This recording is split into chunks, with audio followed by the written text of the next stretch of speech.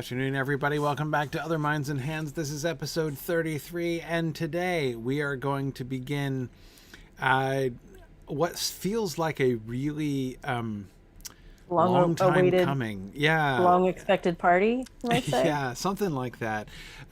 We've been, of course, talking around the Peter Jackson adaptations, kind of using them as a framework in some ways for later discussion, especially of the Rings of Power. But we've never actually sat down and talked about, like, really done analysis of the Peter Jackson films themselves. So we're going to do that. We're not going to even attempt to do this in one session. Please. So, there will be a number of sessions that we're going to, and we may end up having to interrupt it to do other things as well, which is fine. But this is a discussion we wanted at least to get a good beginning on today, because I do think that it's a really important discussion. We wanted to start off just with some sort of context, right? Some kind of background. Maggie, you wanted to talk about the film, sort of like the thinking of the significance of these films in some way. Especially with this crowd, I feel like we all know a ton about it, right? Like we've all listened to the audio commentary, we've all fallen down the rabbit hole and read the movie companion guides, because these movies came out before all of the interaction stuff that we have with like internet and whatnot. So I just thought it was kind of important to talk about like the process of the film being made as much as it is to talk about it as an adaptation, because as an adaptation, it did a lot. It wasn't just taking Lord of the Rings and bringing it to the screen. It was taking fantasy literature and bringing it some street cred. It was taking an epic story and bringing it to popular media. And so there were just a lot of things that I feel like the film set out to accomplish. So it's a big task. So I just thought it was worth looking at a little bit. So like we know it came out 2001 to 2004. It was filmed 1997 to 1999, and I think people tend to forget that element. It was filmed, all in one, so it wasn't filmed like one, two, three. It was all filmed together, yeah. But it was filmed real early, before the 2000s. And it was before internet. It was before the iPhone, which was 2005. It was before Facebook. It was before Twitter, which was 2006. Like, it's just before all this stuff. And the way that they were able to tap into, I think, fan community was one of the things that, it wasn't one of the things, it was the thing that got me into this. Like, I didn't know this was a field. It wasn't really that massive of a field until well after this. But just the way that they kind of interacted with their community, because as we know, the Tolkien community is pretty massive and very loud and opinionated, for all the right reasons. And they took that to heart. And there was just some really interesting ways in which Lord of the Rings, like, managed that. And Peter Jackson kind of embodied a fan himself. And there were pictures released of him holding the pipe leaning against a tree, and stories of Christopher Lee, reading the text before filming and reading sections of it out loud and talking about, his experience with Tolkien and things like that. Just bringing those elements to the commentary and bringing those elements to the fans, just kind of reassuring them in a way that hadn't been done before and is now so commonplace that when people don't do it, you're like, oh my God, you're so dumb. But then it was quite pioneering for them to acknowledge the fandom and incorporate that community into their own processes and embrace it. But yes, I mean, it was, I can go off on that tangent for a real long time. So if you want me to, happily. But it is very much just like, this was the film that got me into this. This is the film that I think opened up a lot of opportunities and a lot of ways for people to think about adaptation, and specifically fantasy film adaptation, because this swept the Oscars in 2004. It won, 11 of the 14, I think. And fantasy film hadn't had a sweep like that before. And it was this that kind of made folks sit up and notice, like, oh, there's an audience for this.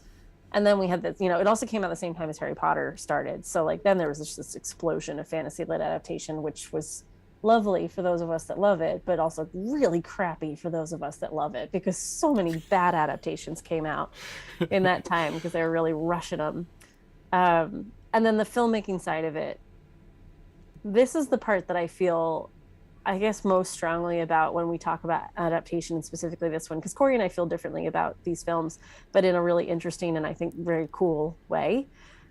because you came at it from literature and had to deal with that, right? Yes. Like that's a process. And I came at it from nothing. I had read Lord of the Rings when I was little, but I didn't, sorry guys, I didn't like it. I didn't have that immediate, it took a while. It was a slow grow with me. This was my gateway drug. So like I watched these films and hook, line, and sinker, I fell in. And then you give me all the extra information.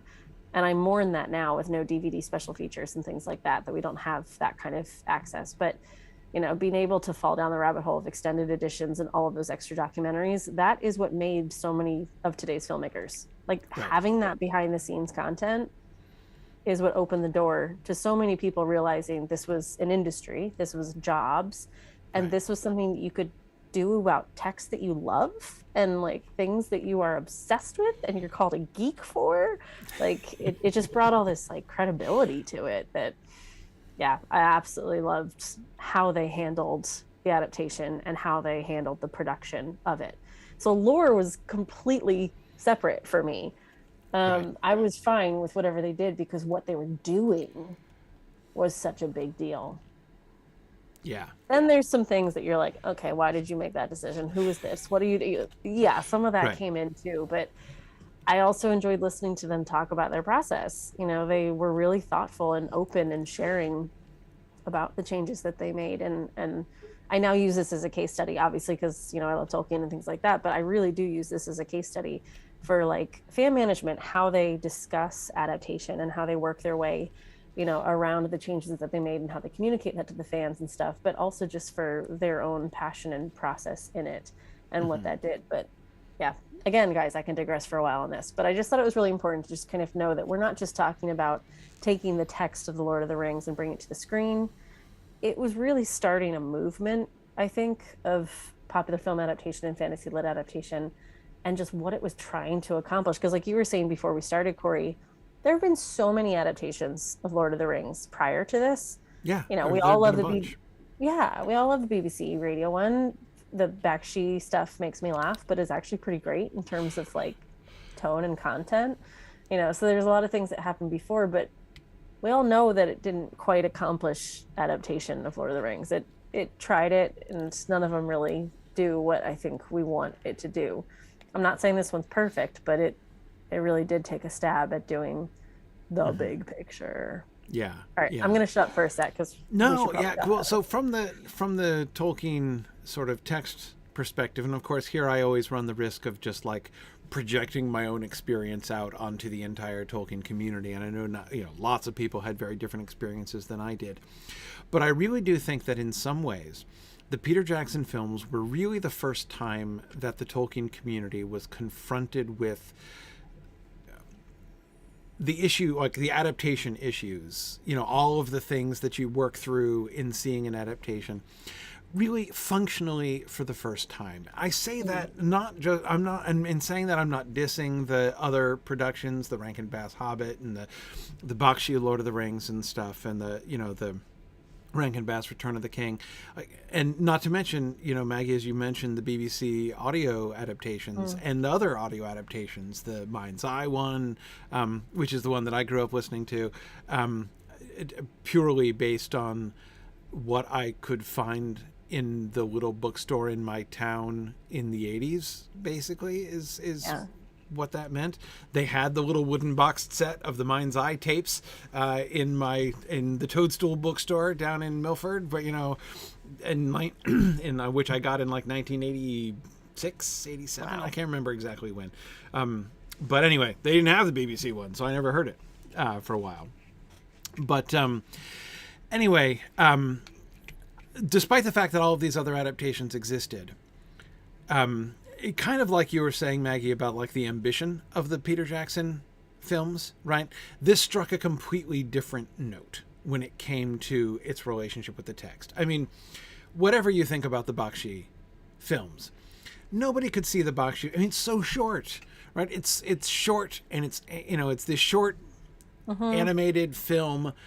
Nobody going to that would have been like, this is the Lord of the Rings. Like, this is the thing, right? This is it. Like, this is Tolkien on film, right? It was obviously like a version of the story, you know, And you'd assume it was abridged because it yeah, just seemed way jumpy abridged. and Yeah, clunky exactly. and- Same thing with yeah. the Rankin Bass Hobbit is a relatively full treatment of the story. I mean, they don't cut the story radically short in a lot of ways, and of course, the Hobbit is a much shorter story to begin with. So the Rankin Bass Hobbit is a little bit more in this same category, but again, it was never quite the thing. And it was the scope and the scale and the press, right? I mean, I remember the things that I remember hearing and talking about with other Tolkien fans in the late 90s as it was in production and we were hearing stories about it. Started to raise really, for the first time, things like, okay, what if people see this movie and they've never read Tolkien and they think that this is what Tolkien is, right? This is exactly, I mean, it was almost charming to hear people say almost exactly those same words in exactly that same tone over social media before The Rings of Power came out. Yeah. And I was like, I remember that. I remember this fear. I remember that. I remember thinking exactly that. And, people would be like, but what I'm afraid of is, and I'm like, I hear you, man. I totally hear you. That's where we all were. And then, of course, like after that, no, go ahead. This was almost next level too, because somebody said in the chat in Early Wisdom, internet's also what made it possible. But this was also the first time that you had to share it this widely. Yeah. I mean, for the first time, it was out there, and people were going to talk about it, and you wouldn't be able to stop them because you're not on a sidewalk or at a library or something. You're on the internet, like. Yeah. I mean, the internet discussion was an important element of it as well. But again, I think it was. I say it existed independently of that, primarily because I myself was not I was not one of the early internet generation people. Like, I was not one of those people who was like, on Usenets and stuff, way back in the day. Like, I didn't have a LiveJournal account. I was not one of those, I was not on the front end of the whole, internet community, proto social media kind of world there. Mm-hmm.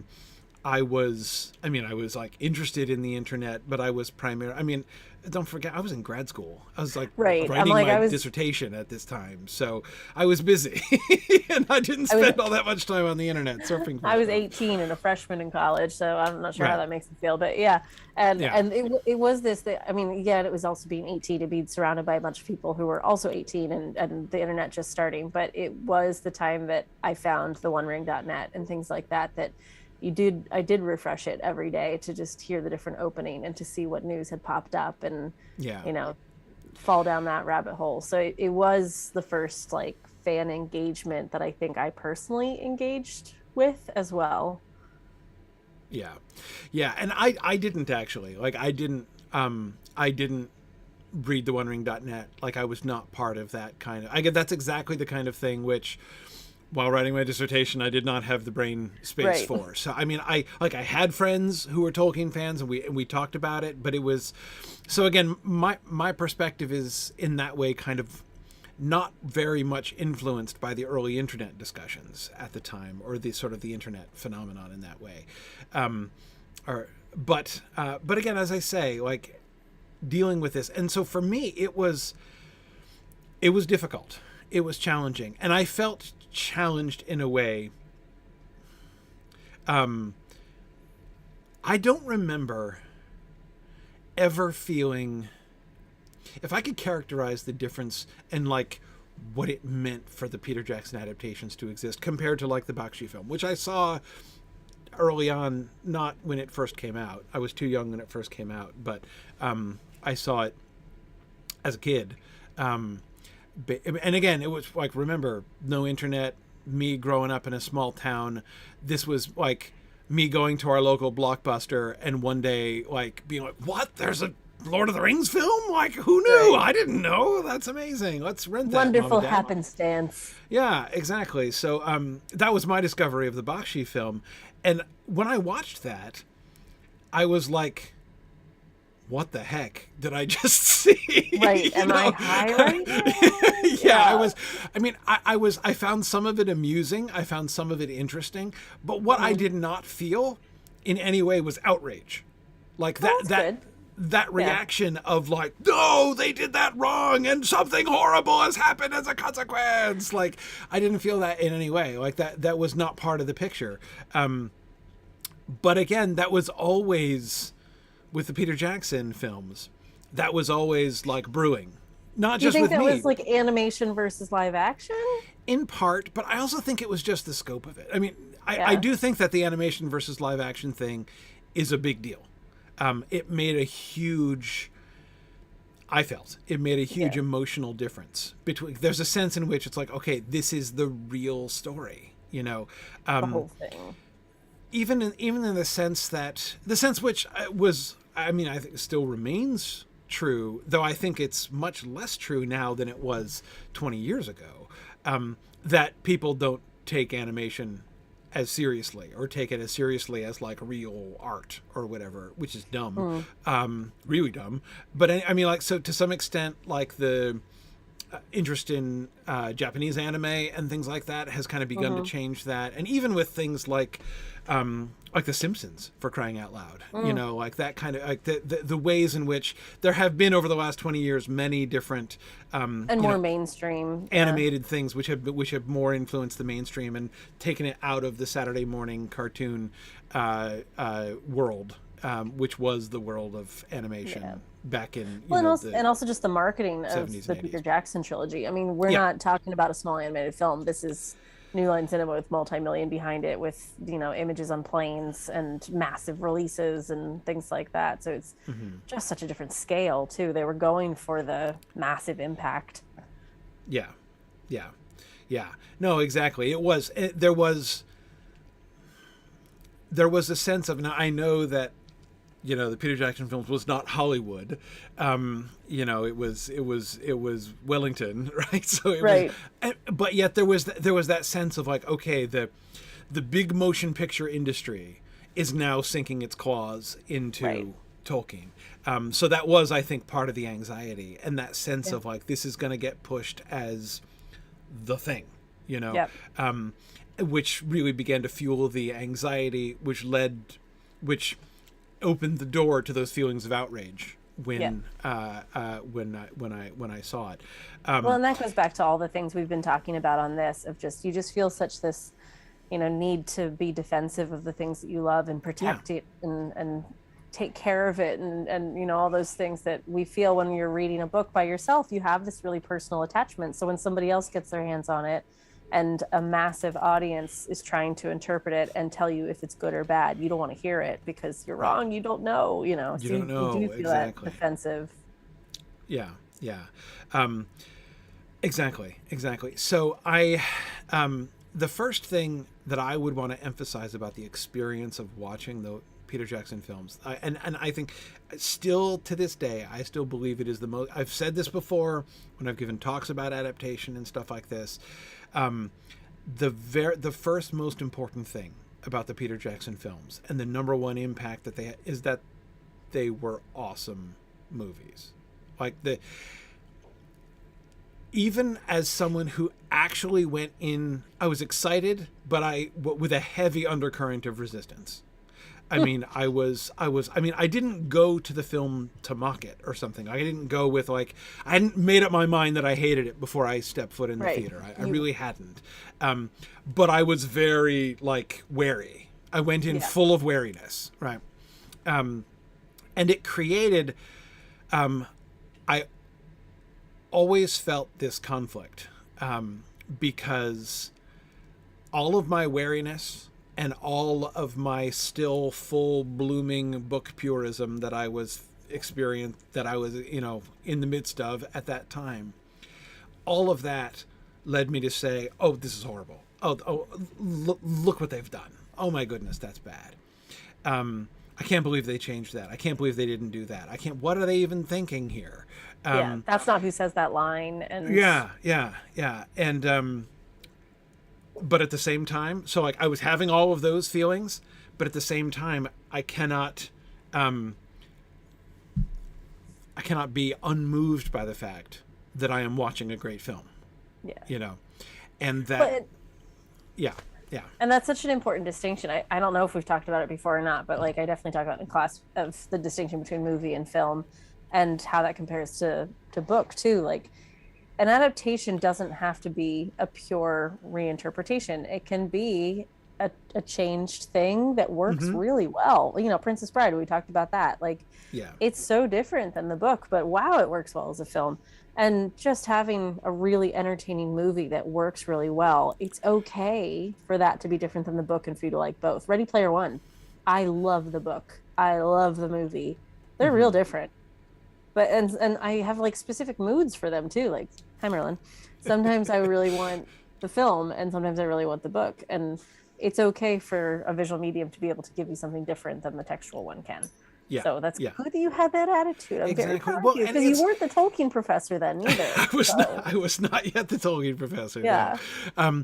But yeah, no, it was, and this is why, again, I've said many times, the number one responsibility, which trumps every other responsibility of an adaptation, is to tell a good story. If you're going to make a movie, which is an adaptation, your very first responsibility is to make a great movie. Like that trumps every other responsibility that you have to the text, to the fandom, to make a great film. If you're trying to do justice to the book and sacrificing the story that, the film story that you're telling for the sake of being true to the book, you're doing a bad job.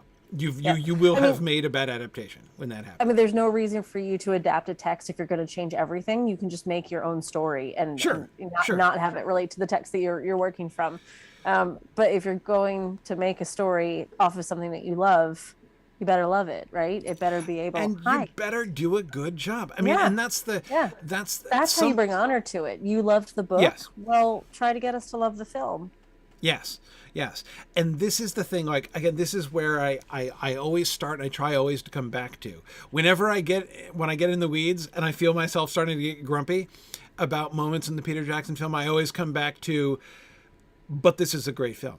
This did a really good job. And again, even when I was at my crankiest and most purist back in the days, I would still find myself saying things like, well, I admit that this worked really well in the movie, but right. But here are my complaints.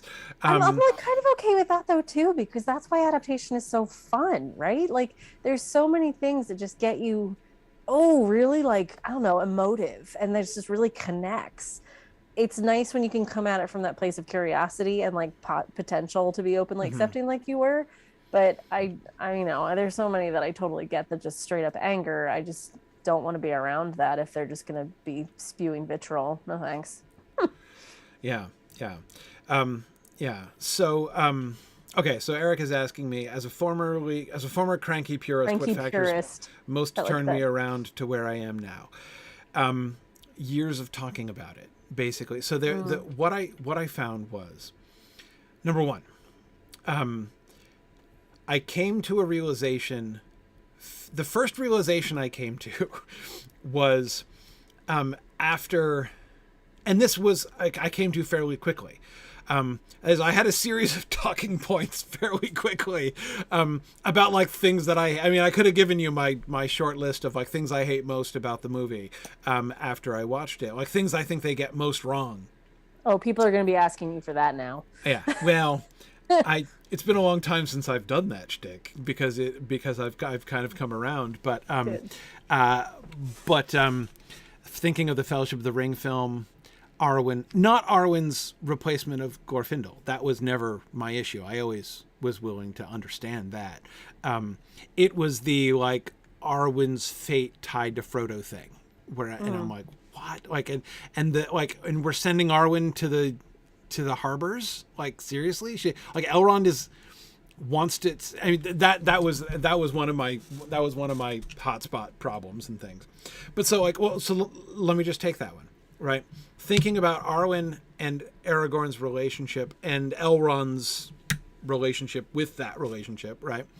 And how they changed that in the film. What I swiftly found within months is that in talking about this, I found myself saying and thinking more about Aragorn and Arwen's relationship in the book than I had in years. And I was realizing, well, okay, it's not that I'm coming to, as I talk about it, coming to dislike the choice they made in the film less. It's that I'm realizing that even that choice which I really dislike, like I came to the recognition that my reaction against that moment in the film had drawn my attention to things in the book that I'd never really noticed before. When That's pushed cool. to explain, like, what was it exactly that I disliked about it, you know, I found myself doing analysis of things, having passages from the text jump out at me that I hadn't really paid much attention to exactly. And like, what a gift, right? I mean, Yeah, it was. It's a sideways way to do it, but what a gift to be able to like rediscover your favorite text in a different way. It was. It really was. And this was probably most intensified in his depiction of Gollum. I know we were kind of wanting to focus a little bit on Fellowship of the Ring today. We'll get to that.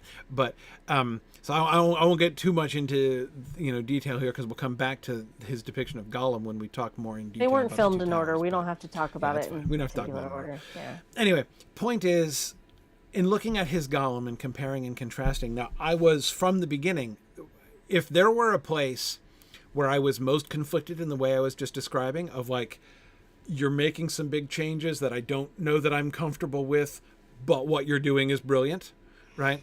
The Gollum depiction was top of the list for that.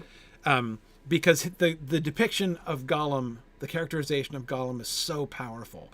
And while I was just as caught up as anyone else has been in the not my Faramir movement, and the objections to his treatment of Faramir, and like the abuse of Gollum by the Rangers of Ithilien, I was so angry at that. I was like, what are you doing? Why are you doing the Rangers of Ithilien dirty like that? Anyway, but again, despite all that, I mean, it was clear from first viewing that their depiction of Gollum was powerful and compelling and strong. And that was the very first place where I was like, okay, they've made some serious changes from the book, but actually there are some things that I like about the way they're depicting Gollum that I like better than how Tolkien depicted him in the book. I'm not saying that that was like that I was won over to that completely, but I had to admit, in discussing the similarities and differences between the film treatment and the book treatment, it was one of the first places where I was led to say, but you know what? Like, actually, something really interesting is getting accomplished, which is like many of the things that are happening in the book, but which are actually getting at some things that the book is not, is really kind of passing over. But performance too. I mean, we know this was pioneering with motion capture, and Andy Serkis's performance and the process put into that and everything. So, doing each of those scenes so many times anyway, because any actor has to shoot a scene a dozen different times, and then doing it 3 other times, motion capture and in person and recording. There's so much that can be brought to that. So it's nice to see the dynamics of that character in that way. I mean, obviously I didn't know the lore leading into it, but you're right. Like the character itself is so engaging that I would hope that you'd be able to see, like, all right, they had to give him a scarred, angry, betrayed past. Do you think it was just a random thing? They were like, all right, Rangers. Well, was there somebody else we could have pinned that no, hurt there's onto? no one else in that role. And I get it. Like they needed a conflict. They needed a driving.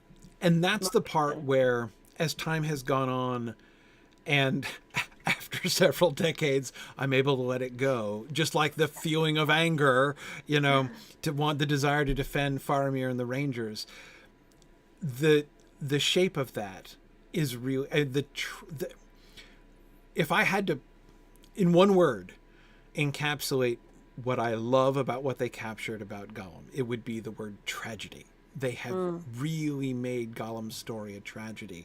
And I think that Tolkien does that too, but he does it differently.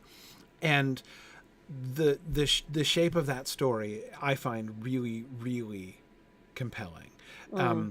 But significantly different in a lot of ways, even superficially. Like, Gollum talks to himself in the movies, Gollum talks to himself in the books, right? That many people don't even see that as a difference. But when you look at how he talks to himself in the books, what he talks to himself about, who exactly it is that he's talking to, what the Peter Jackson storyline really leans into is the whole multiple personality thing, right? It leans heavily into the multiple.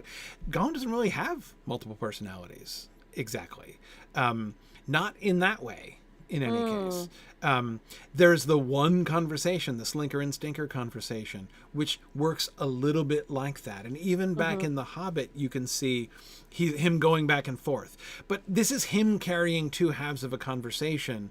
It's like him thinking about an issue from two different sides more than it is, I have two different personalities and they're interacting with each other and are in conflict with each other in the way that Peter Jackson, in the famous Leave Now and Never Come Back scene. There's just, that's not, it doesn't work that way in the books exactly. And it's beautifully done in the film. Yeah, I mean, you can see with one like that why they would make that decision, because that choice between making a good choice and making a bad choice is such a driving factor of every human experience. Of course you want to play something like that. Are you going to be good or are you going to be bad? Well, let's put both of that in one character and really play with that, because it's going to keep the suspense going as well.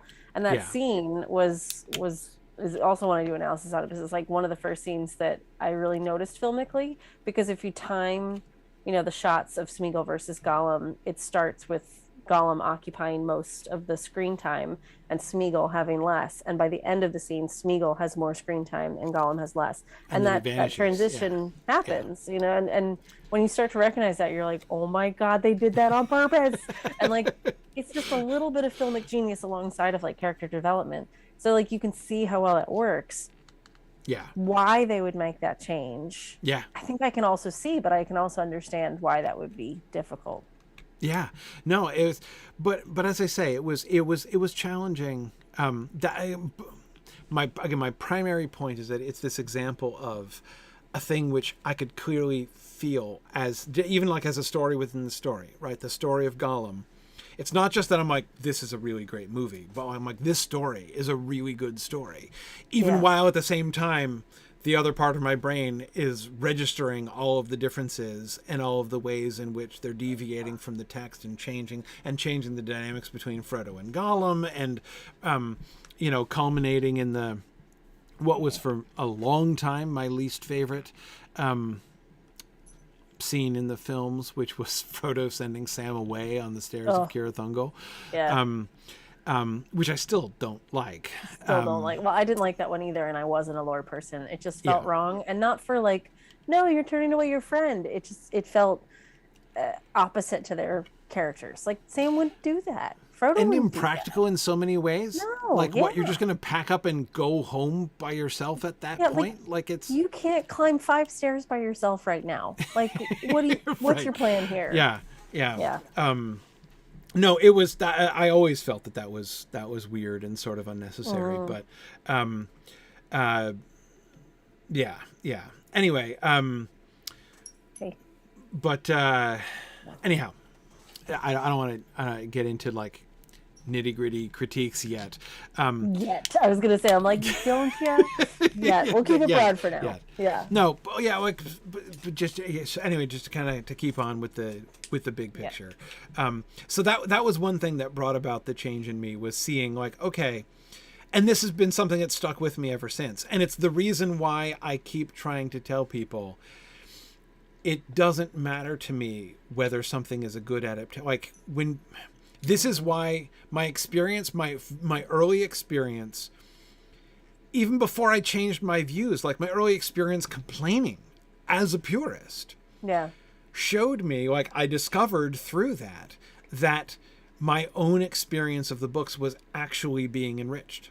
Like I had this sort of self-awareness to notice that like even just in the process of explaining to people what is bad about this adaptation is itself enriching my understanding of the original. So far from having the original ruined for me in some way, the original was actually being enriched. And this is where I keep coming back down to when people say, you know, like whether it's the Rings of Power, whether it's anything else, like, oh, but like I'm just afraid it's going to be really bad. And I'm like, I'm not afraid it's going to be bad. I don't care if it's bad. If it's bad, then there will still, like the Hobbit films were bad, but but actually there are lots of interesting questions. Like there are lots of ways in which during the course of thinking about them in advance and the Riddles in the Dark podcast I was doing, you know, analyzing them and discussing them throughout, I found my understanding of The Hobbit and the between Hobbit and Lord of the Rings chronological material was greatly enriched by the process of that. And even though you can't explain to somebody what makes it, what makes the Hobbit films bad films or a bad adaptation without spending some time appreciating what is, you know, going on in the original. And that's why, like, I'm not, I think we talked about it last time, I'm not bothered by this discussion of what I liked and what I didn't like, because it's usually really revealing. Like, when I really like something, I want to find out why I really like something. And when I really dislike something, why do I really dislike it? And that does take you back to the text. So, yeah, if something gives you that opportunity to be like, oh, I hated this.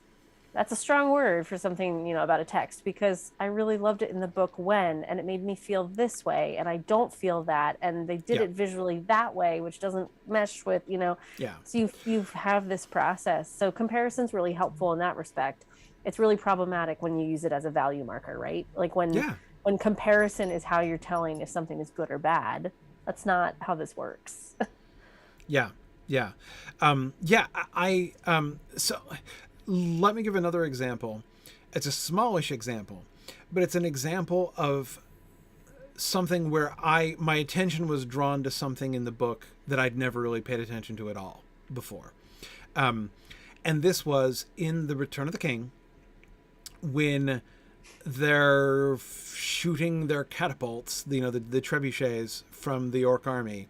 The very first time, I remember my reaction when the first rock comes across and hits the walls of Minas Tirith, and it crumbles like a pile of wooden blocks inexpertly stacked by a toddler, right?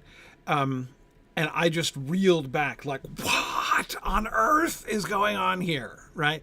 And I was appalled at the siege scenes.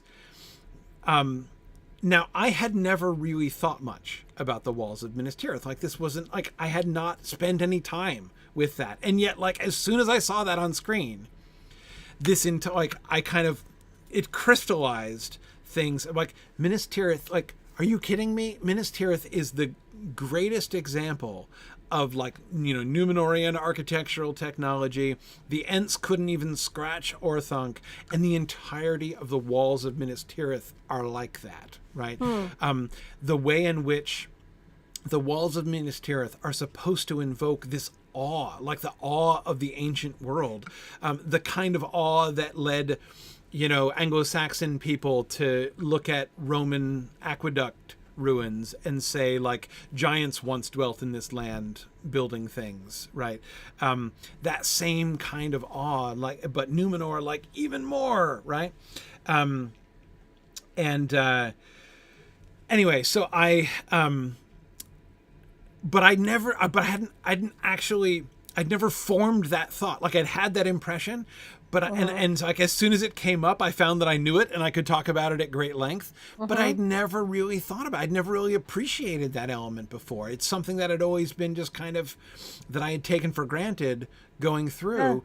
But as soon as I saw that and started to complain about how annoyed I was, I began to realize, like, actually, that's really kind of an important effect in the book, isn't it? And I've never really thought about it before.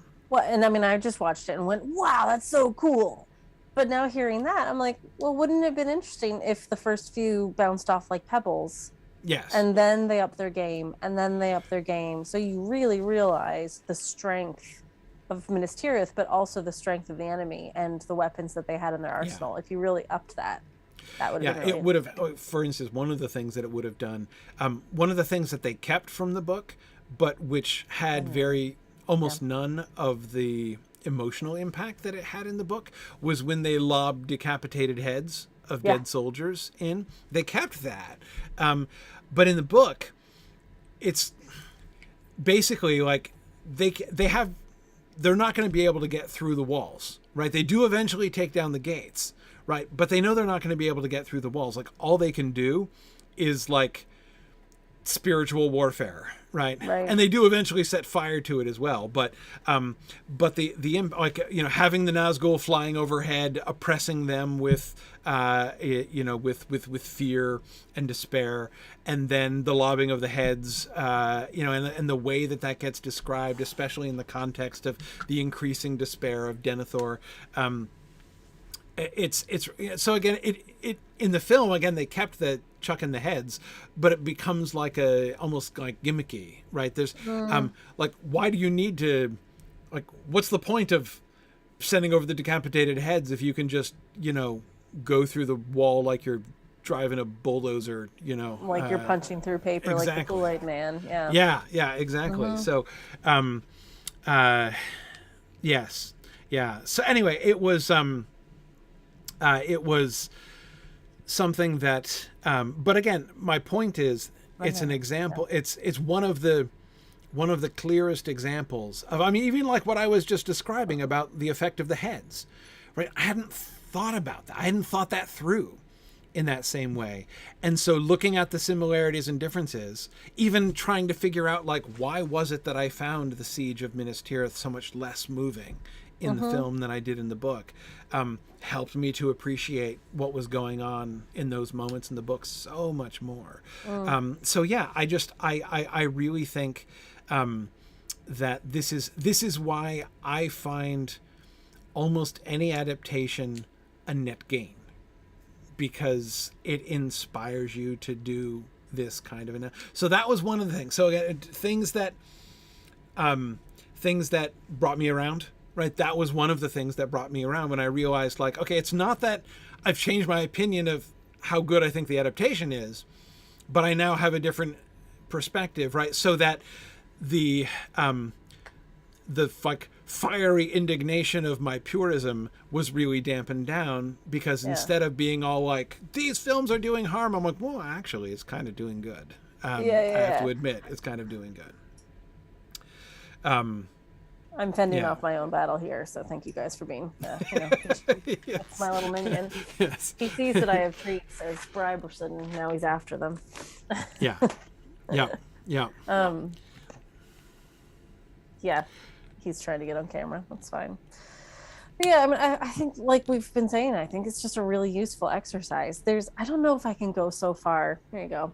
I don't know if I can go so far to say every adaptation is a net gain. That feels like a stretch for me sometimes, and this is my field, but right. But I get what you mean. It's just like, it's an impetus to talk about something. So if there's a way for me to continue engaging with something I love in different ways, heck yes. I mean, if that's not the imprint of a fan, I don't really know what one is, right? You want to follow every avenue and read every message and fall down every rabbit hole and learn all the things.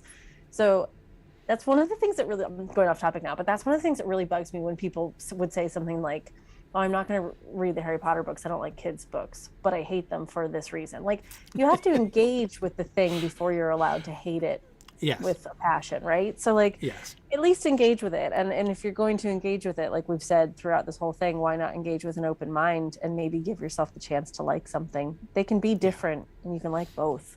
But it's so nice when it gives you that, like, ability to view the thing you love in a different way. That's pretty rare and pretty powerful.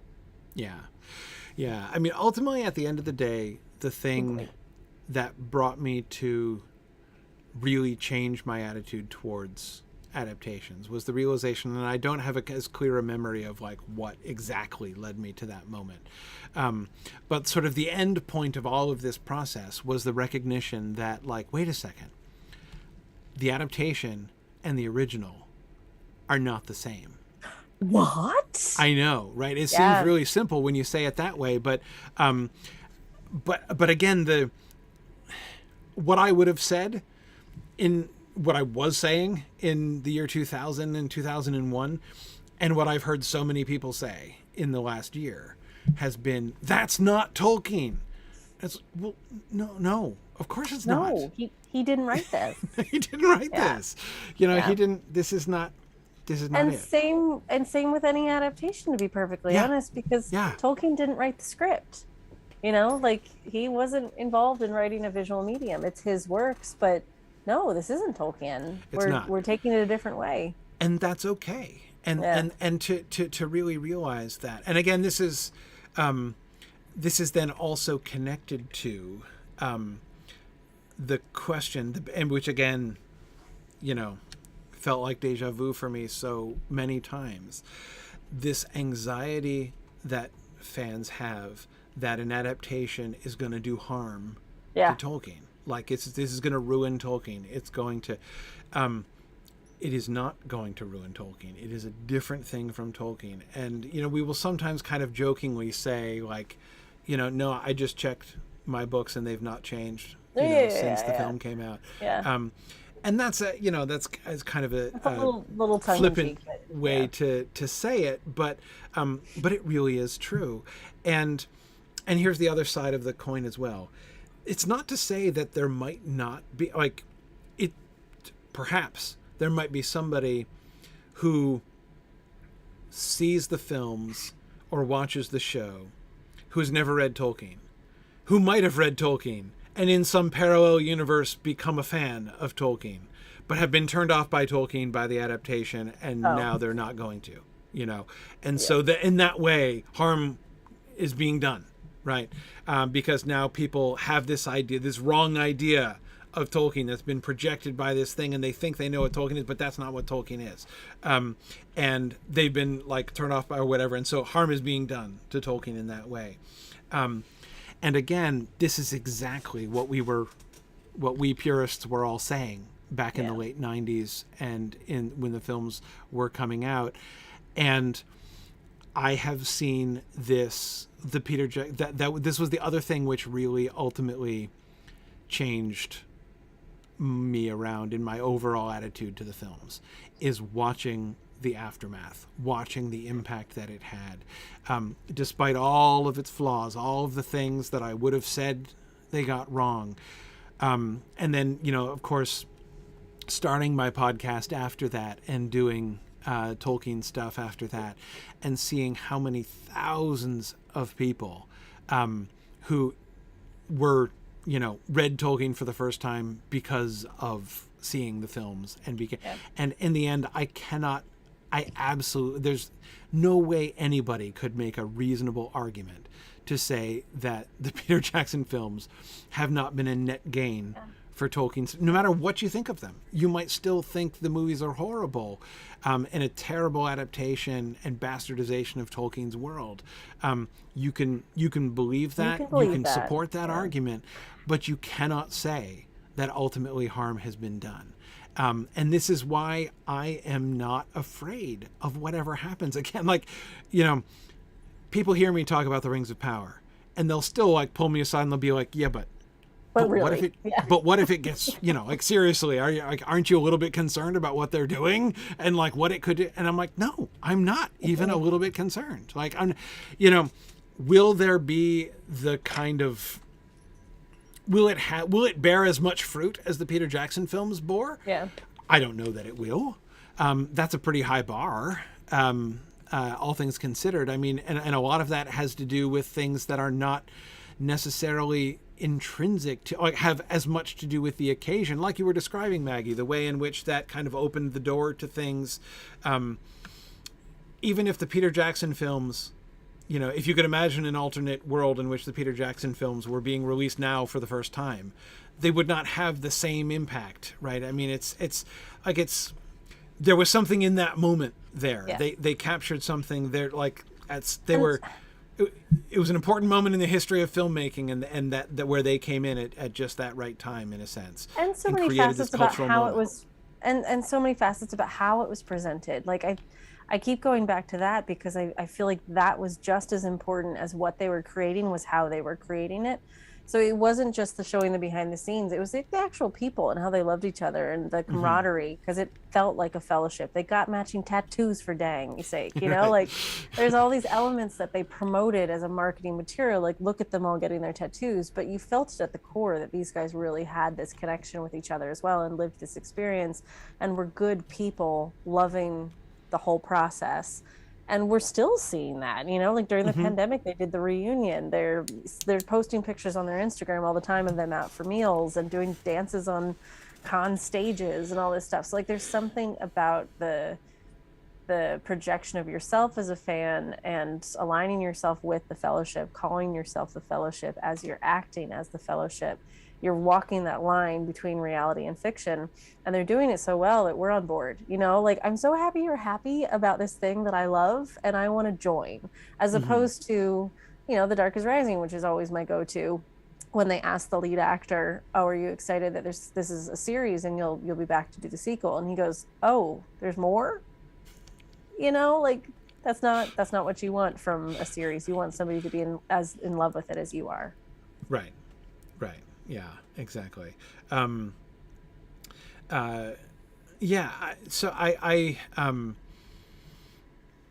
it's not to say that no harm can ever be done. And, you know, people will talk about, I mean, I see some people referring to, you know, some folks who get like, you know, Star Wars fans who are fans of the original trilogy, but have been turned off by things that happened. You know, they hate the later films so much that now Star Wars is dead to them.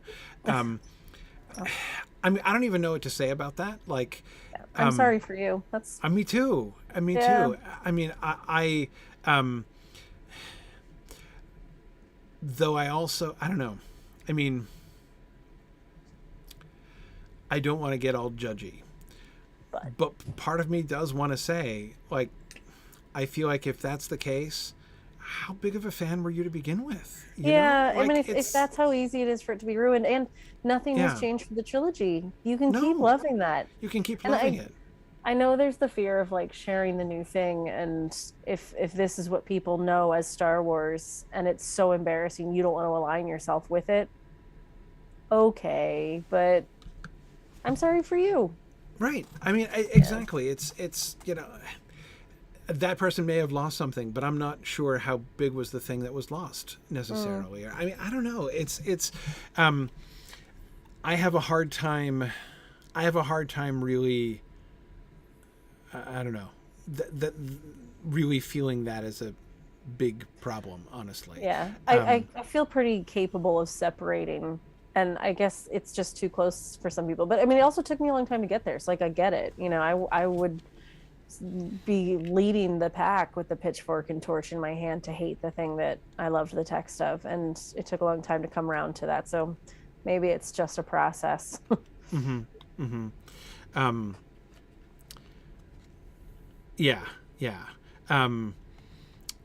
Yeah. Von Diel says it reminds me of the reaction for the Game of Thrones last seasons, and that actually is a really that's a really good example of what I was just trying to think of not something where like sequels and later works like Star Wars prequels and sequel films have changed things, but when you admire something like so many people admired the first, you know, 5-6 seasons of Game of Thrones, and then you dislike the last ones, what does that do to your fandom? You know, do you say, well, now seasons 1 through, you know, 7 are dead to me, or you know, I don't know. And again, to me, I'd be tempted to be like, well, if that's your reaction, well, okay, Yeah. you know. And for that, I'm kind of back to your first one of like, well, isn't that fascinating? Like, what happened? And then it's just really interesting, and it can be disappointing. I get that. Yes. Like, what a missed opportunity, and that's a shame that you had. You know, I think about that with most DC adaptations. You had millions and excellent source material, and that's what you came up with. And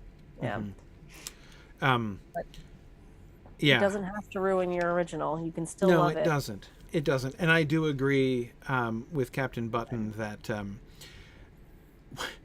another reason that it is hard for me to see the people who are like, but now it is dead to me, as a major like cost of subsequent adaptations, is that it's hard for me not to hear people who say that as like there's a certain kind of social credential to having that sort of perspective, right? Yeah. Like, let me show you like how, you know, sort of principled I am, and how, you know, how much of a non-bandwagon jumper I am, and whatever. Right. Like, I'm a pure, yeah. Yeah, there's a certain amount of cachet that, you know, of social capital that comes with claiming to be so. Captain Button, what was the word that you used? Yeah, to show off how pure and dedicated they are. And Vaginas sort of there. I love it so much I'm willing to kill it to keep it pure. This is my gate, and I'm going to keep it. Yes. Yeah. Yeah, exactly. I mean, and so there again, it's another. I do also. I mean, I'm not saying I'm questioning the motivations of everybody, but like there's a sense in which, just as like complaining about things is many people's thing, right? It's a hobby. Yeah, and you kind of wonder like how happy would these people be if it actually were good, or if they thought it actually was good. You know, would they have to, you know, still complain just because that's what they do? So I mean, it's hard. Like it's hard. Yeah. It's hard for me to really say that. But again, like, how many really tragic moments have there been?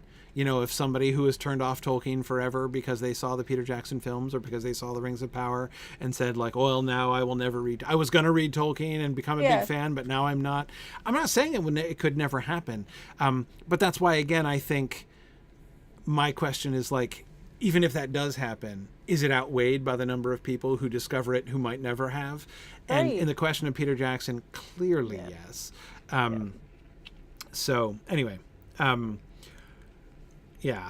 And again, you're still allowed to have your opinions on all of these things. We're just sharing. Well, that's a shame. Yeah, exactly. Exactly. Okay, let's. How do we tie this back to Fellowship? I feel like we need to. Yeah, let's get back in. I know this is kind of a preamble episode more than anything else, really. But what's new with us? Yeah, let's talk about some of the specific things. So thinking about Fellowship of the Ring as a first film, right, when that came out, and about what it's doing. So this is obviously a retelling adaptation, right, where they're really just trying to sort of do the story all the way through. As I say, the number one thing was clearly that it was obvious that they were making a good movie, both in the sense that they were telling a good story, and that what they were producing was very well done. Like all of the, you know, I'm tempted to say peripherals, but I don't think film people would consider them peripherals. Things like the art and the sets and the costuming and everything else. All of that stuff was obviously excellent with this film.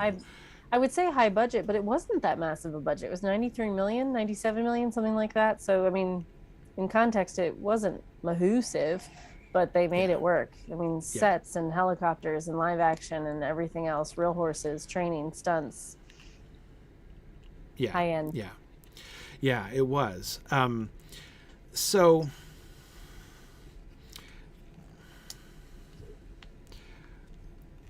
thinking about the story that they're telling and comparing and contrasting, I'm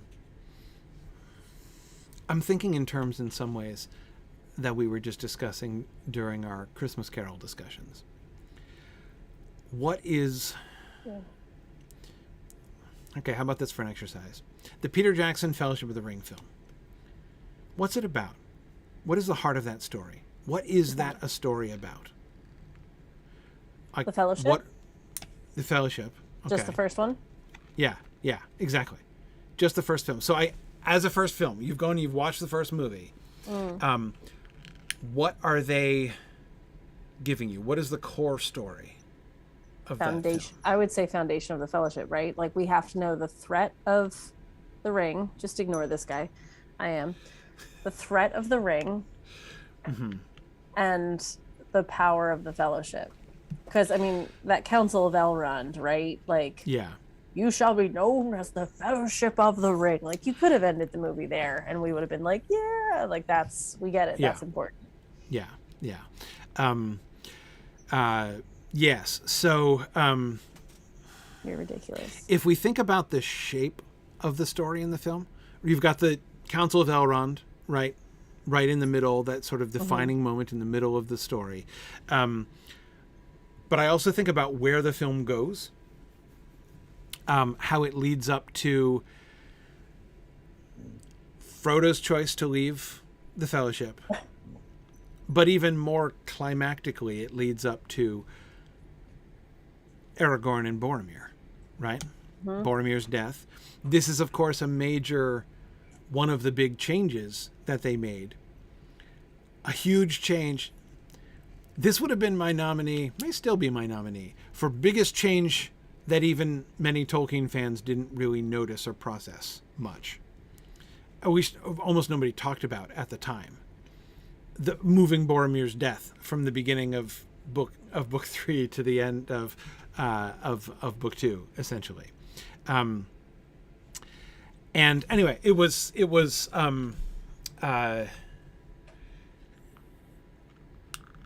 that has a huge impact on the end of the book. And I think of the way in which both the moment when Aragorn refuses the ring, right, when he folds Frodo's hand closed over the ring, when it looks like, they set it up to look like he might be trying to get the ring. So the way they have his choice and Boromir's choice corresponding with each other, the way that they set this up, especially through Rivendell with men are weak, right, and the weakness of men, and the kind of overarching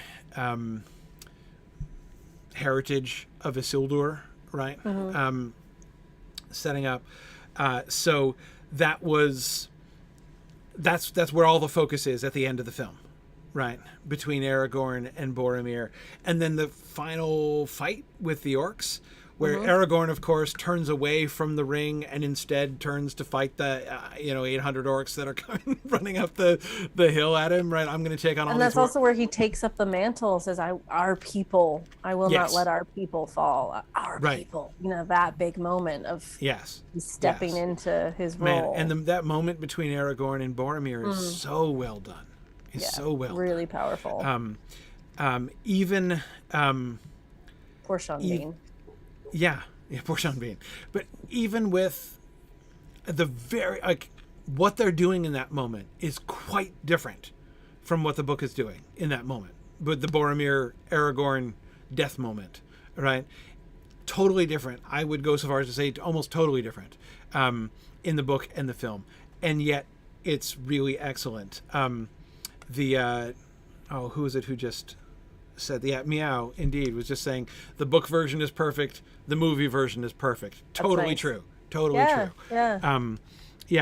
So, and that should be the goal, right? Like, the goal is that they're both perfect, but they can absolutely be told in different ways. Yeah, absolutely. It was it's very and that sorry, back to that scene. That scene did so much too. It separated the Fellowship. So our Fellowship was aligned and solid and strong, and we were on board, and they would die for each other. But that separated our Fellowship, that paired everybody off to where they're going to be, and made Aragorn step into the right light, killed off Boromir, showed the strength of the temptation of the ring, the power of the ring by having him disappear again. Like, there were so many things that happened in that element. A very powerful scene. Yeah, it is. And then, of course, it's so beautifully lit too, right? Like, it's just a bright, shiny, sunny day. Yeah. And then we have this massive, bloody, dark battle. But you see that throughout the whole series too. The first, Fellowship is just brighter, and the poster is brighter, the lights are warmer, the grading is shinier. And by the time you get to Return of the King, everything's just dark and grim and fiery and black. Yeah, exactly. And the importance of the character of the ring, in a sense, the way that they made the ring the focal point, Frodo's, how they emphasized in the context of this, as you say, the sort of the Fellowship focus, of that film. They really highlighted that Frodo was leaving the company in order to save it, right? Yeah. It was an act of fellowship on his part to take the ring away, lest it do more harm, like it had already begun doing to Boromir, which then doubles down on the significance of Sam sticking with him. Yeah. Right. I'm going alone, Sam. Of course you are, and I'm coming with you. Right, exactly. So that, I think, is the heart of the films. I do not think it's the heart of the book in the same way.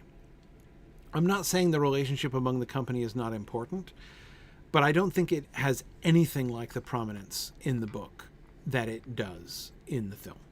Yeah. And that is an interesting, and again, you never hear anybody complaining about this. I've never heard a purist being like, they totally ramped up the emphasis on the Fellowship of the Ring. Of course, we were observing when we were in exploring the Lord of the Rings over the last 6 months. The phrase, the Fellowship of the Ring, is almost never used in the book. It's called the Company of the Ring. The Breaking of the Fellowship, the title of that chapter, is one of the first times that word is used in relationship to that group of people. Well, and fellowship has quite a different meaning. Yeah. I think the Fellowship of the Ring, it's taken on a different meaning, but if you just use the word fellowship, I always think religion, right? Like, I think following in kind of a spiritual sense, and that's not necessarily what this fellowship means. That means more of a company. So right. Interesting, just kind of shift of the meaning. Yeah. Anyway, so it's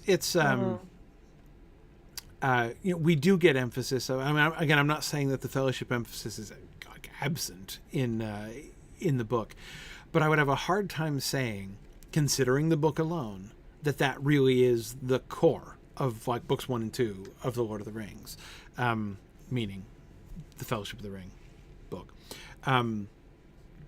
So nor do I think the ring, the way the ring is treated is fairly different. So one of the biggest changes, one of my nominations for most significant change made to the story in the Fellowship of the Ring film, is there were several Bilbo in the book talks about how everybody at the Council of Elrond got some eye openers. That's his phrase. I think everybody got an eye opener. Even Gandalf was caught on the hop, though Gandalf tells him he was wrong. But there were a bunch of eye openers for me from an adaptation standpoint in the Council of Elrond. One, of course, being that Boromir has heard of Aragorn by name, and I was like, "What? What is happening here?" But the biggest thing is when Boromir says, "It's a gift. We should use the ring," and he's told, "We can't. It won't. It will only work for Sauron." And I was that's it. That's the biggest change, I think, in the entire Fellowship of the Ring film. That's the most significant deviation from Tolkien's story. But of also, course, you can see why they would make that decision, because we don't have time to go through all of that nuance. We just need to know, nope, not an option. Well, but see, that's the thing, is that in some ways, I find it ironic, because they're trying to emphasize the significance of the ring and the temptation for the ring. And I'm like, temptation to what? Right. You can't use it. To try to wield it. But But like, they've made it overtly delusional and so therefore they make the, like, there's something you're being tempted to, like when Boromir imagines taking the ring and using it against Sauron, and he's spinning out his fantasies and his ring induced monologue, with before he tries to take the ring from Frodo. His plan, like, I'm not saying it's a realistic plan. I'm not saying it's a probable plan, but it's at least a possible plan. Like, there's grounds for him to convince himself that it might pan out, right? Yeah. The film tries to remove that systematically as a possibility while still insisting that everybody's really tempted. And so people talk about how the ring is more of a character in the films, and I think there's a sense in which that's true. I don't think I disagree with that statement categorically, and yet they've depersonalized it. Like, yeah, it's funny. Like even in the chat here, they were talking about who's the big bad in the book versus film, and I think that's a really valid observation. That in the book it's Sauron, and in the film it's the ring, but they absolutely take that element away from it. But it is the threat. You know, Sauron wields the ring. It's the ring that causes the issue. Yeah. But again, when I say depersonalize, I mean like they treat it like a drug, or like a radioactive element or something. Like it has a corruptive effect on you. It harms you in these ways. But again, it's like the way in which they were to leap ahead to the Return of the King, the way that he did the Smeagol to Gollum sequence at the start, right? And and I remember in the commentaries, them talking about looking at, I think it wasn't a heroin addiction that they were they were looking, kind of modeling that after. It was heroin, meth, one of them. Something. I think heroin, but anyway, whatever. But the point is, that's exactly what it is not in the book. It's not just a drug. It's not just radio. It is always working on the imaginations of people. That's why, my long-standing joke about, people's ring-induced monologues, people don't monologue like that in the films because it's not how the ring operates. Exactly. Autoflagellator, I agree, says they don't really make it clear what power the ring would grant you or why it would be so tempting in the movie. Right. It's just a force.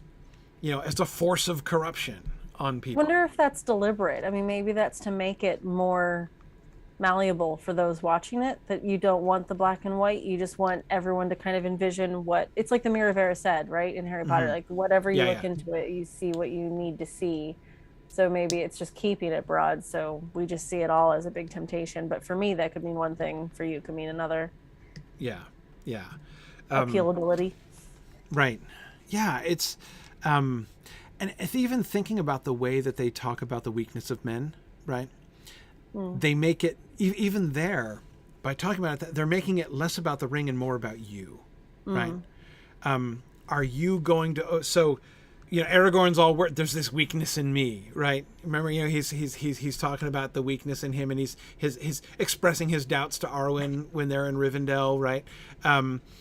And it's one of the big questions of that first film is is he going to overcome his weakness, his inherent human weakness, and be able to resist? And of course, he that moment, at Amon Hen when he, closes Frodo's fingers over the ring is his moment of triumph. That's when Aragorn proves himself, right?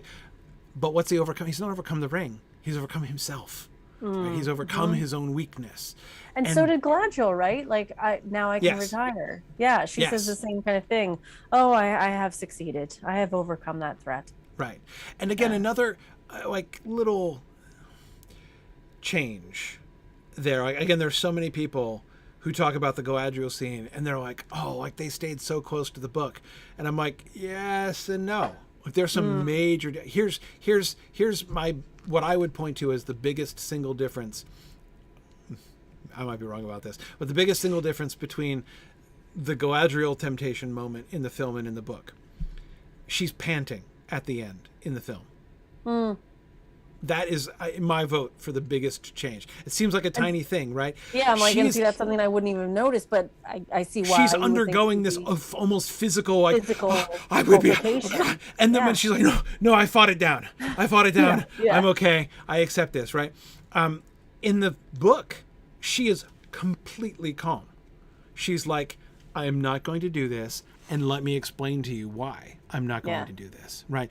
And I'm not trying to minimize the fact that is an important moment. A thing happens there. It's not trivial what occurs.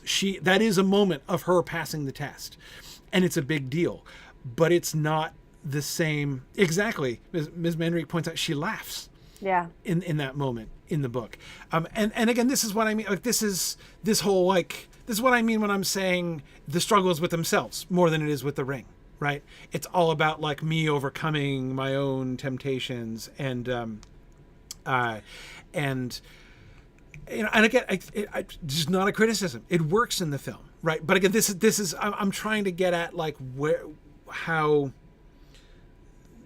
the core of the film is and where the core of the book is and how those two things differ, because it's fascinating. I am not sure at the end of the day, when I think back to our Christmas Carol discussions, right? Mm-hmm. And I was like, okay, as I was watching these different adaptations, I was like, okay, I think the core to me really is the change in Scrooge, right? Like that, an experience like this kind of experience of self-reflection and self-evaluation can lead to real change in a person, seems to be the core of the Christmas Carol story. And you can alter anything else, but if you don't, which is why even the really funny Blackadder inversion of it is still in a sense a true adaptation. They still keep the core. They reverse it comically, right? But they still keep the core that real change can happen, right? Yeah. Through self-evaluation.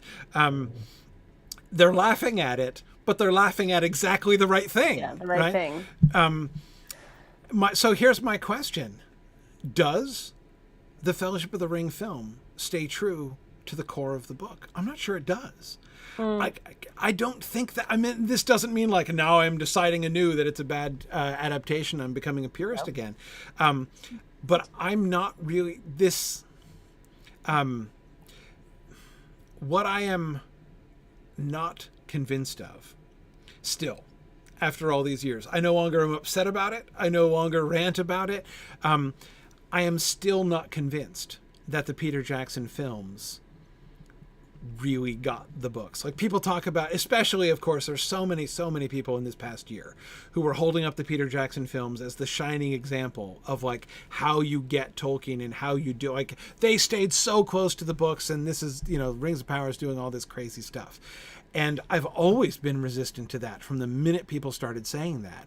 Well, and yeah, because go 20 odd years ago, and that's not what they were saying. Right. But even now, looking at it, like, again, I don't take back any of the good things that I said. It's a wonderful movie. It's a really good adaptation. But it's a really good adaptation that's making some serious shifts. It is not, I think, telling the same story that the books is telling. The books and is core telling. aside, the book is too, telling. I think we have to remember the how they tell the story. You know, there's chat here about like, well, how would you do that on film? It's similar to our conversation about compression and an emergency room. You know, we've brought up a few times. We can't just have I came in with a high fever, so I'm going to wait for 4 hours until I'm seen by a doctor. That's real boring. Right. So we get those pages and pages and pages of Galadriel's strength and, you know, ability of wisdom and all that kind of stuff that works. But we don't have that on screen. We need something that has a little bit more of a push and drives us forward. I get that. It makes sense in that short moment to have that kind of physical representation because we can see that as a challenge. Mm-hmm. Sure. It's hard to see inner turmoil as a visual thing sometimes. Yeah. No, absolutely. And this is obviously one of the biggest challenges that the Peter Jackson films were facing, right? Is that so much of the core drama, if the core drama is how the ring is acting, first on the ring bearer and secondly on the people around the ring bearer, how do you show that? I mean, it's all internal. And that's a huge challenge. And I mean, that's a huge conversation in filmmaking anyway. Like, how do you do internal? And everybody's, you know, favorite scapegoat is voiceover because we all like making fun of voiceover. It's such a cheat, right? It seems like a cop-out. Yeah. Right, exactly. Like, fine, I'll just voiceover. There's other ways to try to do it. The funny thing is, the voiceover is the exact equivalent of how a book does it by having the narrator tell you about it. Right. Yeah. You know, like giving and having there be a narrator voice. Maybe this is, I've never hated voiceover. I kind of like voiceover often. I mean, I'm not saying it's never done poorly, and I never depends dislike how it. it's used. Yeah, it's if it's like expected, I'm fine with it. If it bookends like Lord of the Rings, that's great. You know, introduced with all the rings and Galadriel's voice over top of the 5 rings and all that. That was great. It's when it's kind of like interjected, and you're like, we haven't heard anybody voiceover, and now all of a sudden we've got voiceover, and Yeah. yeah. No, I mean, obviously, there that can be different. But anyway, I mean, we're coming towards the end of our time, and we need to let people go. But I'm down to my last conclusion treat, and here. he's under the table, so this is getting dire. Yeah, it is. It's gonna get. I'll bring him up in a minute, guys. Don't worry. The siege is going to intensify. I'm going to be there attacked in a moment. soon. Yep. But Thank you, Joey. My overall conclusion is, again, I don't think that the Fellowship of the Ring, it's just focusing for right now on the Fellowship of the Ring as we're doing. I don't think the Fellowship of the Ring is a very close adaptation of the Lord of the Rings in the sense of really thoughtfully keying in on taking the major themes that are focused on in the books and transmitting those in the film. I don't think it does that. But I think that one. I don't know it's how an excellent adaptation, and I mean, they're brilliant films, and it's an excellent adaptation. But I don't think that it does that. I don't think that it's necessarily even trying to do that exactly. Yeah. But anyway, there's much more because, and I'm not trying to make just enormous blanket statements here, but I think that there's a significant gap. The observation that there is a gap, that is not in itself a criticism. That's not me hating on the Peter Jackson films. Right. That is simply I think that they're doing something else, and I think that a lot of people, again, this is why. My response tended to be when people on Twitter were saying things like, the Peter Jackson films were so faithful and look at what they're doing in the Rings of Power. And I'm just like, there is not time. I can't even. It would take a long time to respond to that. But anyway, I will. I think that we should continue to pursue this, especially as we look at the other, and we think some about the other films as well, and think about what they are how they are shaped, how their stories are presented, and how they're really focusing things. I don't want to jump straight to Two Towers next. I feel like we'll come up with another heading, but I feel like we had to just kind of introduce the idea of Peter Jackson's, and we'll keep working our way through it. There's also so many little fun facts and Easter eggs and things like that as little tricks to the readership that we haven't really discussed as a big picture topic that would be kind of fun to pull into some of this. But we're on next week, right? It's the week after. Yes. Yeah, and it's the week after that. Yeah, when I'll be. And next week is normal, so we can continue this, can't we? Yep. Okay. Yeah, we can. We should be able to continue this next week. Yeah, and Chalky Witka, I agree. It would be interesting we haven't done too much is talking about the characters, relationship between the film characters and the book characters. That would be interesting to do a little bit more. Look at some of the ways in which they're, again, both clearly similarities and details there. Yeah. But anyway, all right, awesome. Fun first discussion. Good start. We will, good start. Good start is a good way to talk about it. We will continue this discussion next time in 1 week, and then a week off. So next week. And when we come back, I'm just if you guys want to prep, when we come back from that February 2nd, we're going to have 2 folks from the Signum community on talking about Dune. So if you want to rewatch Dune before then, maybe reread Dune, but I might re-listen to Dune. We'll see. That counts. If that counts. Yeah, I'm reading with my ears. Counts. Yeah. I read with my ears all the time. Do almost all the time. Sounds good. Awesome. So I think we're going to be focused, I think, on the recent Dune. Yeah. Though I'm sure our guests would be happy to talk about the Lynch They'll want to Dune talk about as the well. big picture. So, yeah. Awesome. Hi. Cool.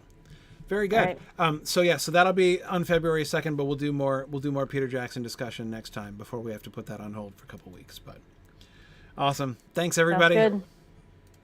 See you guys later. Bye now. Bye.